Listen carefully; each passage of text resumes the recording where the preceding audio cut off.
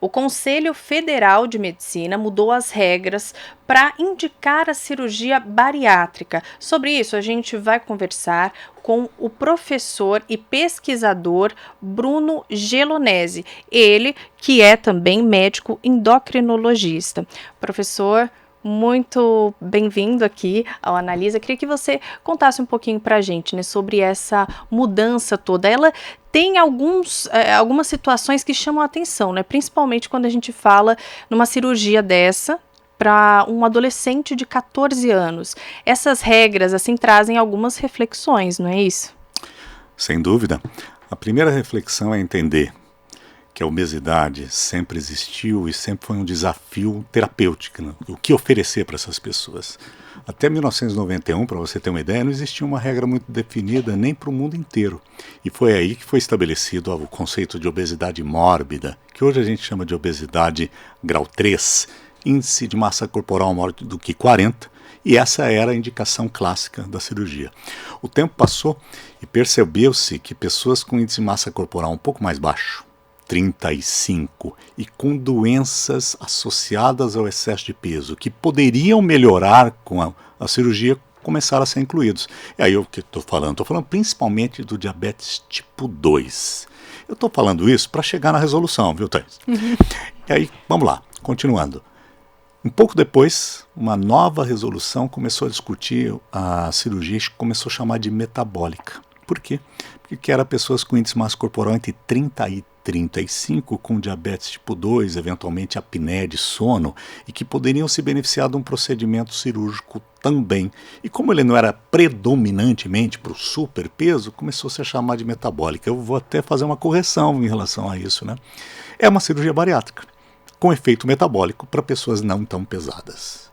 Bom, o que aconteceu? O tempo passou e essas pessoas, outrora sem alternativa de tratamento, começaram a ter outras alternativas mais seguras para o tratamento clínico. E depois a gente pode discutir isso, tratamento clínico, né? E o que essa resolução efetivamente traz? Uma expansão das indicações, quando de fato, sob o ponto de vista clínico, isso é bastante questionável. Por quê? Porque a falta de alternativa que justificava a cirurgia ser expandida para outros grupos, ao contrário, hoje a gente tem outras alternativas sim. E, logicamente, vão existir casos de exceção para ser operado a partir dos 14 anos. Mas estabelecer isso como uma regra, isso pode eventualmente gerar o quê? Excesso de indicação e problemas no curto e no longo prazo. Eu acho que tem que trazer uma reflexão, sim, sobre mais os problemas que isso pode trazer do que os benefícios. Eu imagino que até por conta de uma cirurgia dessas, numa idade de 14, 15 anos, seja muito complicada porque a pessoa, a partir daquele momento, ela tem que lidar com toda uma situação, né? Um diagnóstico que ela precisa levar para a vida. Desde usar medicamentos específicos, como vitaminas, de repente o corpo já não trabalha da mesma forma, mais visitas para fazer exames, para ver se está tudo certo. É um acompanhamento, assim, para sempre. O argumento mais forte para isso é o fato de que, na média, não existe um grande prejuízo para as pessoas. Só que isso não leva em consideração uma coisa importantíssima na medicina de sempre, e principalmente a medicina que está chegando, que é a chamada medicina de precisão. Então, ok, eu opero as pessoas e uma parcela, independente da idade, hein? Eu vou sair um pouco do tema da idade, pode ser? Independente da idade, elas podem evoluir com problemas, que são as complicações. As principais são as complicações nutricionais, porque nem todo mundo consegue ter uma nutrição suficientemente bem regulada. E, da mesma forma, adesão a tratamento, que quer dizer persistência de continuar tomando, também nem sempre é uma faceta humana, né? Muita gente deixa de tomar vitaminas. Então, deficiências nutricionais relativamente frequentes. Uma outra complicação razoavelmente frequente na população feminina é o desenvolvimento de osteoporose. Então, vamos pensar especificamente na osteoporose. Até que idade nós formamos ossos? Nem todo mundo sabe disso, né? Então, se eventualmente uma menina, uma moça, que menstruou pela primeira vez aos 11, aos 12, ela já parou de crescer. E aí esse é o argumento, ela não vai mais crescer, não vai atrapalhar, pode operar. Bom, no entanto, o acúmulo de massa óssea ocorre até os 30 anos. Nossa. Então, o que acontece? Quanto mais cedo for feita uma intervenção de qualquer tipo, nem preciso falar só de cirurgia, né? E que prejudique a absorção de cálcio, de vitamina D, isso pode significar menos formação óssea. E lá na frente, no pós-menopausa, que é o momento que todo mundo sabe, né, que tem mais chance de desenvolver osteoporose, e a nossa grande expectativa de estender a expectativa de vida, o que nós vamos ter? Quem sabe, mais problemas nessa área. Esse é só um exemplo. Daí você vai falar assim, então você está dizendo que não é para operar ninguém? Opa, vamos esperar um pouquinho, né? Existe uma indicação que, pessoalmente, eu como endocrinologista, especialista na área de diabetes também, é que alguns destes adolescentes com 15, 16 anos de idade, eles têm uma propensão a desenvolver diabetes tipo 2. Por que eu estou falando 2 desse jeito? É para frisar mesmo, porque nesta idade, até alguns anos atrás, só existia o chamado diabetes tipo 1, que a gente chamava de juvenil, que é a destruição do pâncreas, autoimunidade. E o diabetes tipo 2 era patrimônio do adulto, que engordava e desafiava o pâncreas a produzir insulina, não conseguia. O diabetes tipo 2, típico mesmo, né? 95% dos casos. Bom, a obesidade, quando é muito intensa e muito precoce, ela pode levar a alguma coisa que era para aparecer ou não aparecer aos 40, 50 anos, aos 15. Então, bom, o que acontece? Estas pessoas ainda estão formando as suas células produtoras de insulina e diante de um diabetes elas evoluem muito rapidamente para as complicações. Olha que coisa. Então, ao contrário do que eu estava defendendo até agora há pouco, este é um caso específico melhor. Não, esse é um caso. Essa é uma situação específica para a qual a cirurgia já deveria estar sendo indicada. Agora, se eu pego e coloco uma regra, 14 anos, e passo para o cirurgião ou para a equipe a especificidade de identificar se aquela pessoa está em formação, se ela precisa, se ela não precisa, se ela já tentou outras coisas ou não, eu corro o risco de cometer alguns equívocos, né? E está indicando para pessoas que não precisariam. E não precisariam e poderiam ter alternativas.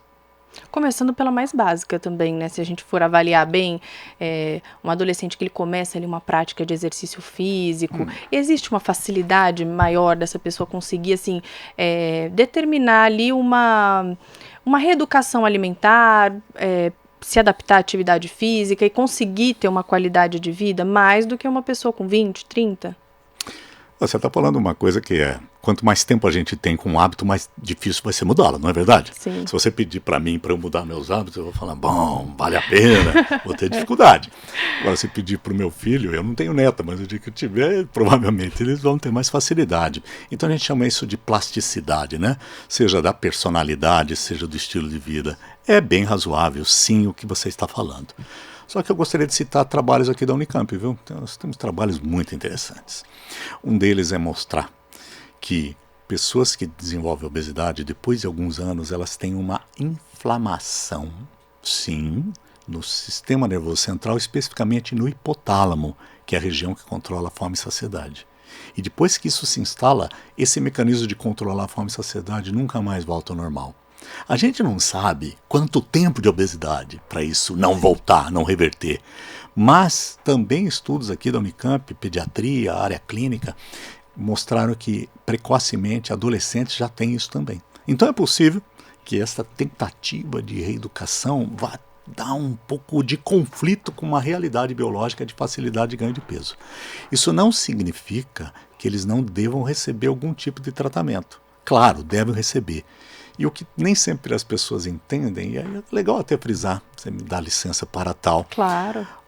Os medicamentos ou os tratamentos médicos, eles não são para substituir essa dieta e esse exercício. Eles são para viabilizar que a pessoa consiga fazer isso sem entrar em conflito com a sua realidade biológica. Já parou para pensar nisso? Em alguns casos acaba sendo um incentivo para a pessoa também, ou não? Pode ser. E com isso a gente tem alternativas sim. Agora, outra coisa, né? Tudo é dinâmico, você há de convir comigo, né? Então entendamos, um adolescente que tem obesidade e que não tem ainda este exemplo que eu dei do diabetes, que é a exceção, viu? Não é a regra. Então alguém vai falar, tem mais propensão a ter hipertensão, verdade. Tem mais propensão a ter gordura no fígado, verdade. E tem mais propensão a ter problemas articulares, sofrer bullying. Só que bullying também, vamos falar a verdade, não depende da sua aparência física, né? Hoje existe uma certa tendência para bullying para qualquer coisa, né? Se a pessoa tiver uma crença, por exemplo, ela sofre bullying, seja político até religiosa. Mas vamos voltar, estou saindo um pouquinho do tema. Mas o que eu queria dizer é que esta pessoa com excesso de peso, que ainda não tem comorbidades intensas e que não são passíveis de reversão, ela também, num prazo relativamente curto, e eu vou situar, vou dar um número, 5 anos. Daqui a 5 anos, ao invés de ter 2 potentes medicamentos, que depois a gente pode comentar, as pessoas já ouviram falar, né? Que é semaglutida e agora tirzepatida. Esses não são os nomes comerciais das substâncias. Tem a previsão de ter pelo menos mais 10. Então você imagina a quantidade de alternativas. Um outro argumento é, puxa, mas esses medicamentos são muito caros. Bom, na hora que tiver esses 10 mais novos, esses atuais provavelmente não terão patente, vão ter cópias, genéricos. Isso vai mexer com esse tal de mercado, aumentando a possibilidade de acesso. E já que eu estou falando de acesso, um sistema de saúde bem estruturado vai poder entender em estudos chamados de farmacoeconomia, que eventualmente a oferta desses medicamentos no Sistema Único de Saúde, junto com assistência médica, nutricional, educação física, ou seja, um programa bem estruturado, pode ser mais efetivo e até custo efetivo. É ruim falar custo, né, de saúde, mas é verdade, né? Tem que se administrar os recursos. Mais custo efetivo do que tentar corrigir as comorbidades avançadas, né? Então esse jovem com hipertensão que não foi tratado, até com cirurgia, depois de alguns anos ele pode desenvolver mais precocemente insuficiência renal, que demanda uma coisa de muito alto custo. Voltando, dinamicamente vão surgir muitas mais coisas, os atuais vão se tornar mais acessíveis e eu trabalho aqui de alguma forma para que eles sejam inclusive ofertados pelo Sistema Público de Saúde junto com uma equipe multidisciplinar. Com isso a gente efetivamente vai estar dando assistência às pessoas portadoras de obesidade e das suas comorbidades. Sem dúvida. Professor, só para a gente amarrar esse assunto da bariátrica antes Claro. de entrar nos medicamentos. Pois não. Hoje, a gente tem técnicas assim mais modernas para impactar menos a vida da pessoa que acaba necessitando, seja por indicação, assim, de uma cirurgia como essa? A cirurgia mais feita no Brasil ainda, e daqui a pouco eu vou explicar por quê, é a cirurgia que reduz o estômago e faz um pequeno desvio, pulando a primeira 1 metro mais ou menos do intestino, né? A gente chama de bypass. Bypass é o atalho, né? Então é do gastrojejunal. Pula o comecinho do duodeno. Essa cirurgia, que é bem tradicional, quando bem feita, traz os melhores resultados no equilíbrio entre perda de peso, melhora das comorbidades, principalmente o diabetes, e poucas ou menos quantidade possível de complicações nutricionais. Essa é a cirurgia mais feita no Brasil. E o Brasil resiste bravamente à introdução da cirurgia mais simples, que é chamada cirurgia estômago em manga. É como se o estômago ficasse assim, em inglês é sleeve de manga mesmo, manga de camisa. Essa é a cirurgia mais fácil, mais rápido e que demanda vamos dizer assim, a gente chama tecnicamente de curva de aprendizagem, né? Então, o médico rapidamente domina essa técnica. Bom, é mais fácil para ele.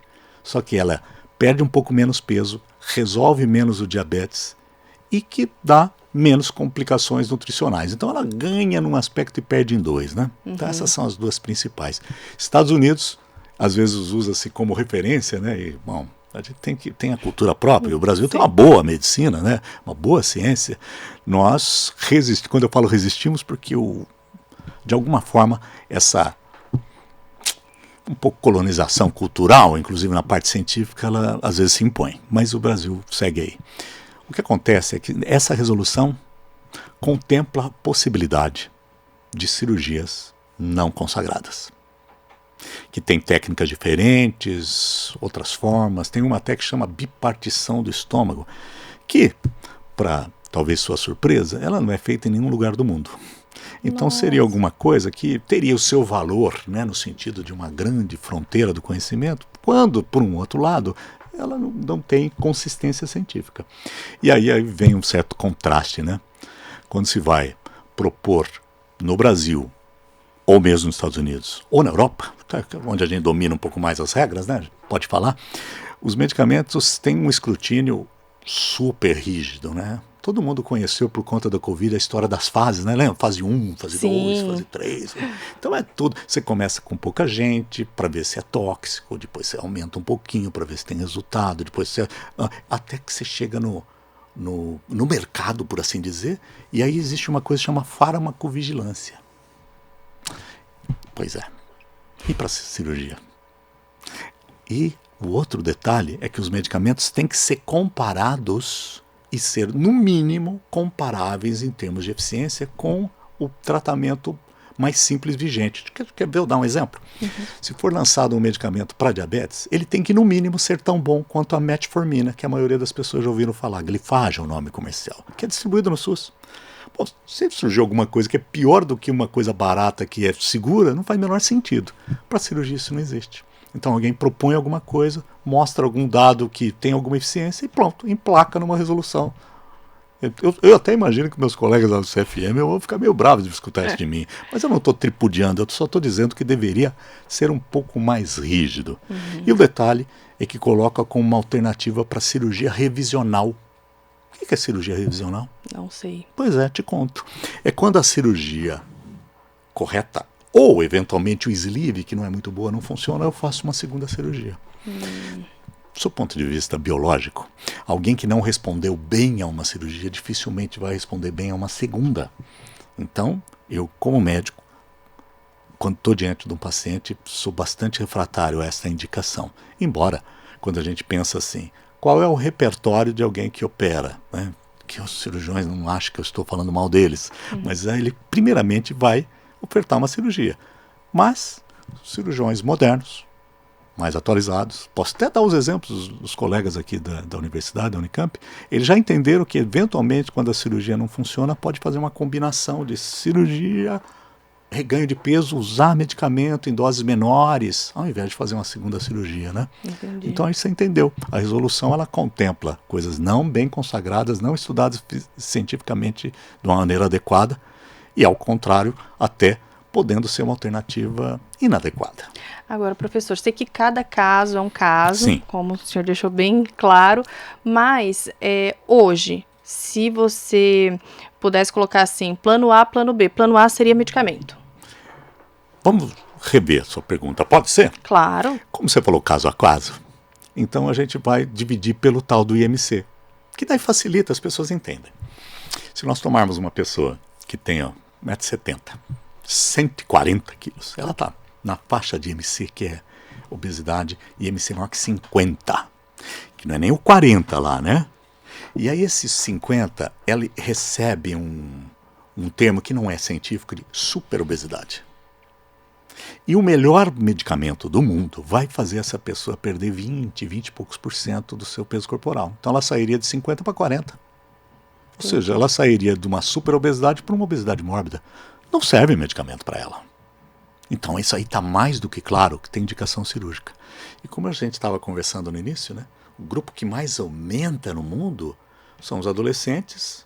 Esse grupo que tem toda essa pressão da sociedade para mais obesidade. E o subgrupo que mais aumenta são esses superobesos. Então, eu até brinco com meus colegas cirurgiões, não se preocupem, a cirurgia não está em extinção, só que ela vai ter que se reposicionar para os casos mais extremos, que são os que mais aumentam. E voltando na questão de cirurgia, o Brasil faz 100 mil cirurgias por ano. Quantos obesos mórbidos? Termo inadequado, mas as pessoas conhecem esse termo, né? Quantos obesos grau 3 tem no Brasil? 1,5%, 2%? Nós estamos falando de 4 milhões de pessoas. Que tal a gente operar primeiro eles? Sim. E não estes que acabaram de, aspas, entrar nesse grupo? Então acho que aí entra uma questão chamada responsabilidade, né, social, pensar na medicina no sentido socializado.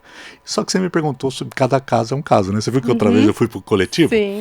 Mas voltando para o cada caso é um caso, o caso da obesidade extrema. Aí o outro, 35 de MC, tá? Que não é tão pesado, a gente pode fazer algumas contas aqui, mas seria alguém com esse mesmo 1,70 m, com 100 quilos, alguma coisa. É um peso grande, ok, né?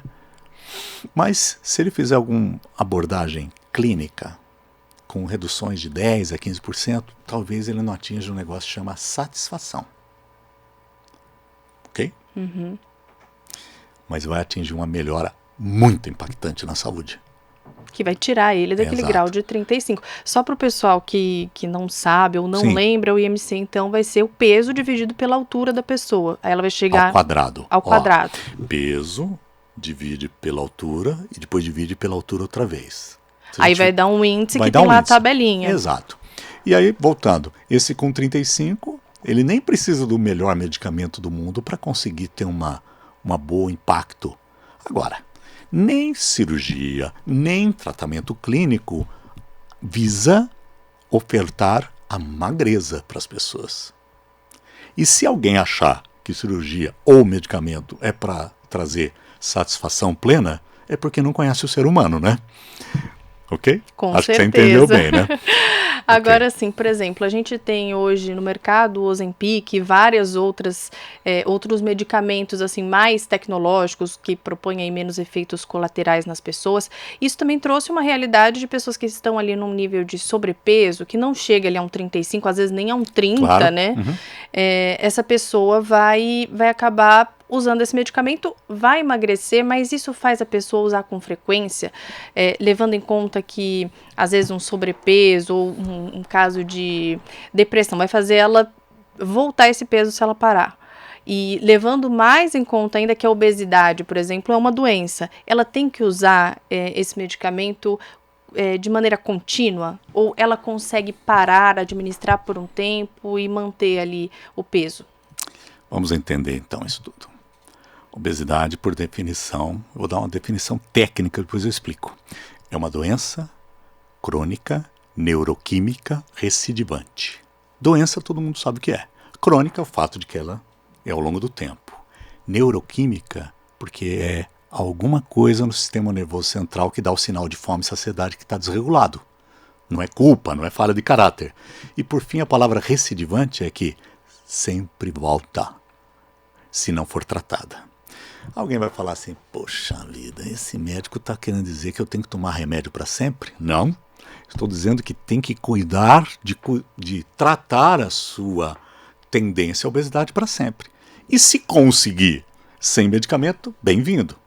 O fato é que aquilo que eu estava comentando, o hipotálamo, as próprias células de gordura, que depois que elas se expandem, sofrem alguma inflamação, elas tendem a se preencher de novo. Isso não depende da vontade de ninguém. Nem do médico, nem da nutricionista, do educador físico, nem da pessoa, nem do familiar. Tá? Então a medicação ela vem para dar sustentação para um plano alimentar bem feito. Não é para ser oposição. Você citou as medicações, né? Então, até é interessante como tornou-se popular o Ozempic. Inclusive o Ozempic nem tem indicação para obesidade, né? Exatamente. Né? Começaram a usar, ficaram conhecidas aí como canetas emagrecedoras, não sei se esse é o termo. É uma delícia escutar caneta emagrecedora, né? Porque aí você tem uma ideia, a própria semaglutida que tem dentro do Ozempic e do Wegovy existe na forma oral. Só que em doses que não são tão potentes para grandes perdas de peso. Mas, para algumas pessoas que precisam perder pouco peso, já supre. Olha que interessante. E esta mesma medicação vai ser lançada num prazo relativamente curto, numa dose por via oral suficientemente alta para equivaler ao Wegovy. Então, não vai ser mais caneta emagrecedora. Para dar um exemplo. E tem outro, vou falar o nome da substância, não tem nem nome comercial, né? Danuglipron, por exemplo, é um nome bonito, que é um análogo também, são análogos, análogo quer dizer semelhante a, né?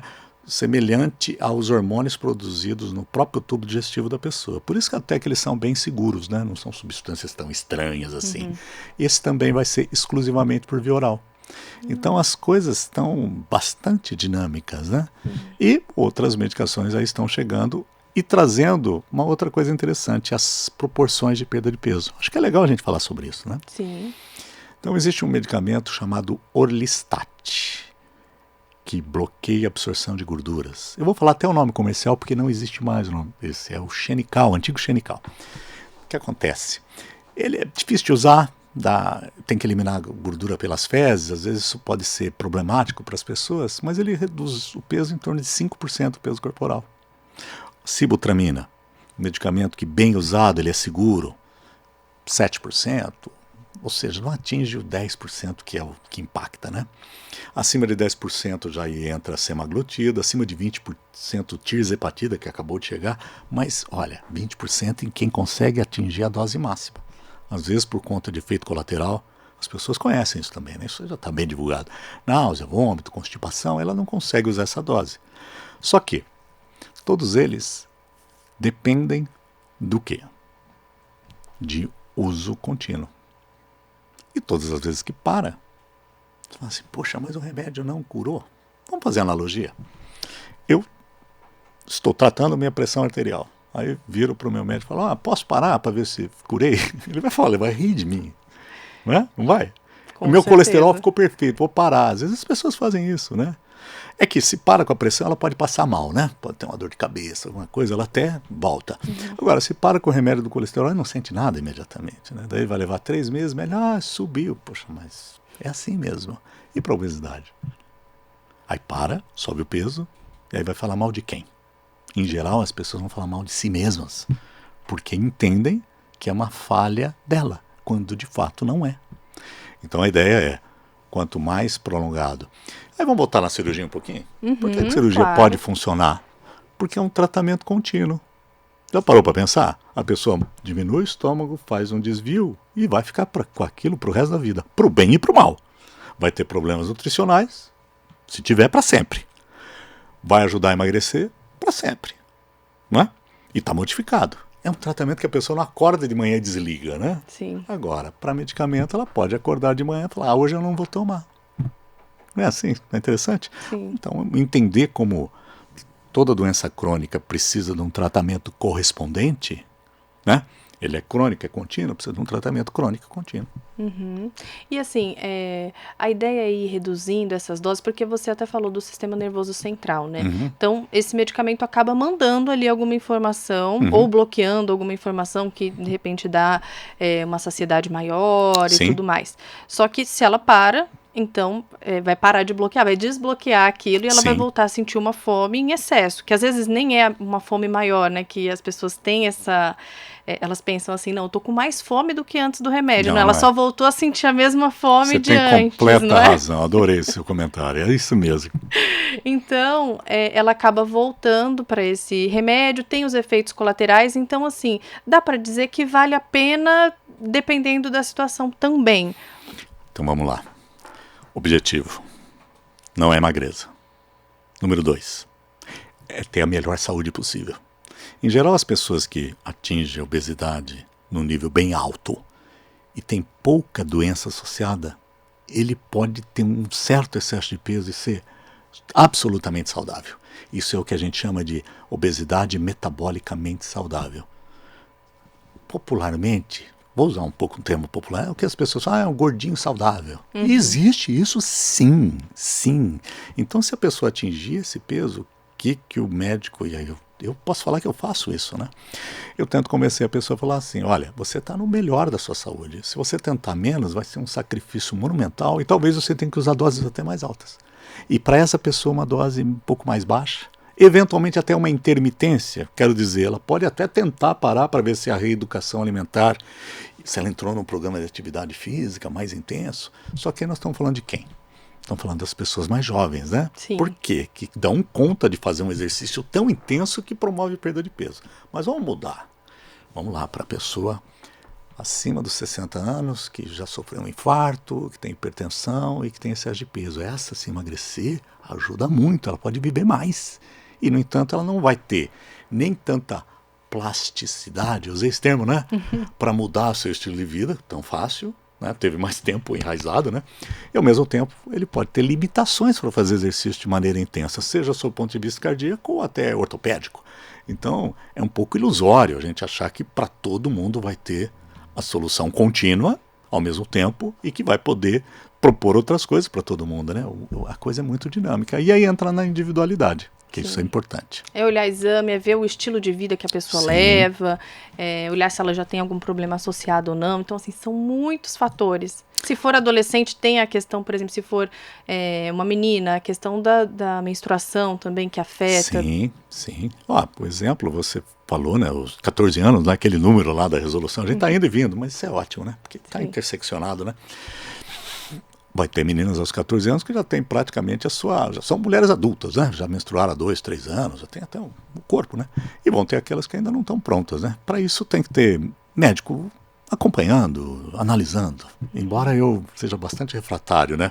Por conta do dinamismo, né? Nós vamos ter muitas coisas chegando. E enfrentar isso tudo precisa do quê? Precisa de apoio. Não é só medicamento, né?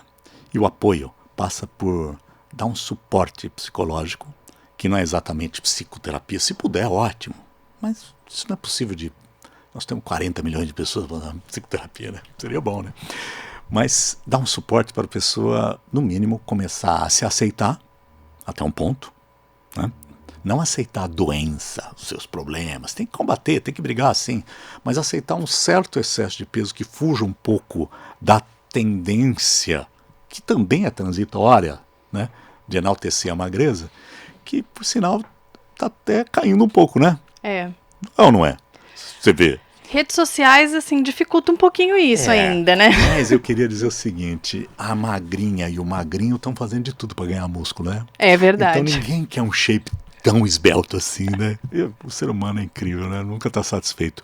E por fim, essa questão do apoio psicológico é para tirar esse viés de que um tratamento, seja ele cirúrgico ou medicamentoso, contínuo, com custo, né? Para custo, e o custo não é só financeiro, a pessoa precisa estar envolvida. Que isso não é para gerar satisfação plena, porque senão as pessoas vão ter mais decepção. Com certeza. Entra até naquela coisa, até voltando, né, na questão da bariátrica. Às vezes a pessoa acha que vai ser uma mágica, que ela vai emagrecer, vai ficar tudo bem. De repente, ela se depara com uma questão de autoestima ali, porque ela fica mais flácida, aí ela quer recorrer a uma cirurgia, não pode naquele momento. Sim. Então, assim, são várias questões que mexem com o psicológico e tudo acaba afetando o psicológico, né? Seja desde o bullying na escola, porque a pessoa ganhou peso, até essa questão de uma magreza extrema que causou uma flacidez. Então, assim, é muito dinâmico também, né? Você pegou aspectos que vão mais na autoestima, né? Lógico que a gente poderia falar uma magreza que levou a uma osteoporose, né? É um problema que não está visível, né? Até a hora que a pessoa tem uma fratura, né, de quadril. Não estou falando jovem, pós-menopausa. Mas vamos voltar, né? Essa questão, né, da insatisfação, né?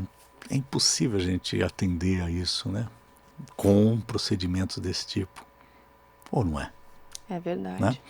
E o fato da pessoa estar sendo de alguma forma bombardeada por uma necessidade de ter um certo padrão, isso, em última instância, é a base desse capitalismo selvagem, né? Todo mundo quer comprar a perfeição que nem sabe qual é, né?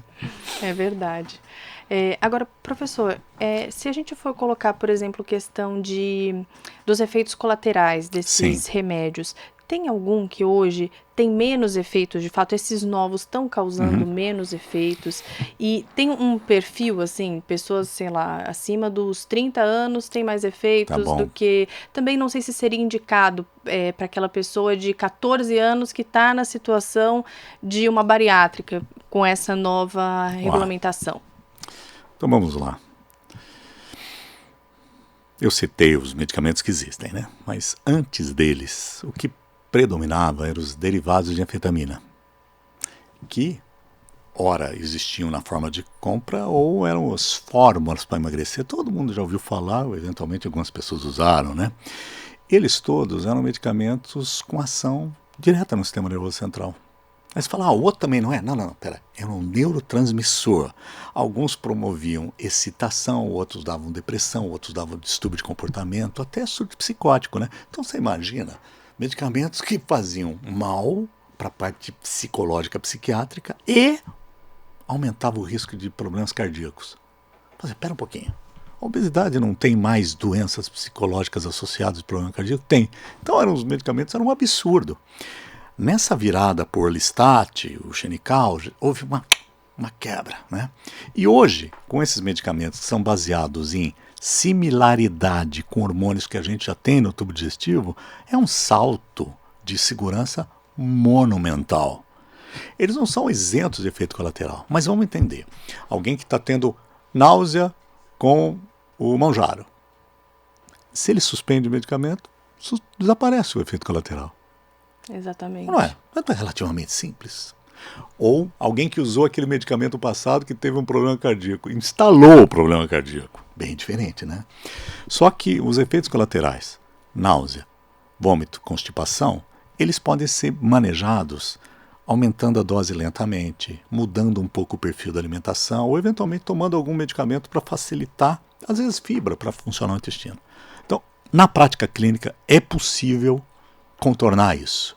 Os efeitos, um pouco de aumento de risco de pedra na vesícula, pancreatite, isso existe para as pessoas com outros fatores de propensão para isso. Alguém que já tem uma pedra na vesícula vai poder ter. Então, assim, tem que tomar cuidado no sentido bem individualizado. E o bom é que, do ponto de vista cardíaco, eu não falei que os remédios antigos davam problema cardíaco? Hoje, as maiores evidências é que tem benefício cardiovascular. Isso é uma revolução. Então, se hoje nós estamos nessa conversa mais enfocado na questão do peso, eu poderia mudar completamente e falar assim, vamos só falar dos benefícios cardiovasculares. Estatina, aquele que reduz colesterol. Controlar a pressão, ok, tá, diminui X%. A grande surpresa é que este medicamento semaglutida, Ozempic, o Wegovy, ele reduziu eventos cardiovasculares, insuficiência cardíaca, na mesma magnitude que esses outros remédios. Entendi. Então, se eu... Aí vou brincar outra vez com você. A caneta emagrecedora, para uma pessoa com problema cardíaco, numa dose um pouco mais adequada, ele nem precisa perder peso para ter esses benefícios. Ele fala assim, peraí, então os remédios antes faziam mal e não conseguiam emagrecer, agora eles conseguem emagrecer e fazem bem? Pois é. Bom, mas já atingiu o nível ideal? Não. Ainda muita coisa vai acontecer. E felizmente a busca contínua para essa evolução continua ocorrendo. Você está bem rápido. Medicamento que não tem ainda, né? Então é GLP-1, Glucagon-like peptide 1, que é o semaglutida, o Ozempic, o GIP, GLP-1, que é o tirzepatida, Mounjaro, e tem outro que vai chamar survodutida. Esse nem tem nome ainda, mas ele é GLP-1 e Glucagon. Então é meio parecido. Vai perder um pouco menos de peso, mas vai tirar preferencialmente a gordura do fígado. Nossa. Por quê? Porque esse Glucagon tira a gordura do fígado. Então onde é que eu estou chegando? Na tal da individualização. O IMC é o começo da conversa. Eu preciso ver que tipo específico de problema aquela pessoa tem. Se além do IMC ele tiver predominantemente um problema envolvendo o diabetes, o tirzepatida, que é GLP-1/GIP, é o ideal. Se ele tiver predominantemente gordura no fígado com algum grau de fibrose, eu estou preocupado que ele pode evoluir para cirrose, eu vou usar esse outro aqui. Entendeu como a coisa vai andar por caminhos muito diferentes de uma avaliação exclusivamente em cima do IMC, do índice de massa corporal ou do peso. Ou seja, essa evolução nos medicamentos, ela vai permitir traçar um perfil, né? Claro. Essa pessoa precisa desse, vai ser mais efetivo para ela. Esse outro aqui pode usar esse outro medicamento que vai ser melhor para ele e assim sucessivamente. Está enriquecendo a discussão, né? O senhor vê, por exemplo, no futuro, a gente tendo menos problema com obesidade diante dessas inovações em medicamento? Uma pergunta polêmica, complexa. Você quer que eu responda em quantas palavras? Uma só? Então vai. Não. É algo que a gente sempre vai precisar. Por quê? A força para gerar mais obesidade é monumental. Então a gente vai poder oferecer para o portador de obesidade bons tratamentos. Mas conter o crescimento da obesidade, infelizmente, é impossível. Porque por mais otimista que eu seja ou que sejamos, achar que isso vai poder ser utilizado por 1 bilhão de pessoas, que é o número de obesos no mundo hoje. 1 bilhão? Você não tem nem vacina para 1 bilhão, ou tem talvez, né? Mas é uma vez só. Agora imagina um tratamento contínuo para 1 bilhão de pessoas. Não dá, né?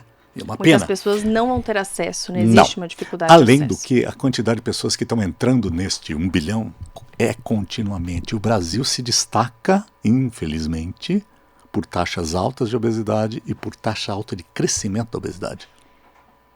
Se a gente pegar um país como, por exemplo, países escandinavos, sempre são tão exemplo, né, porque são organizados, eles têm um nível de obesidade menor que o nosso e não está aumentando. Japão está paradinho.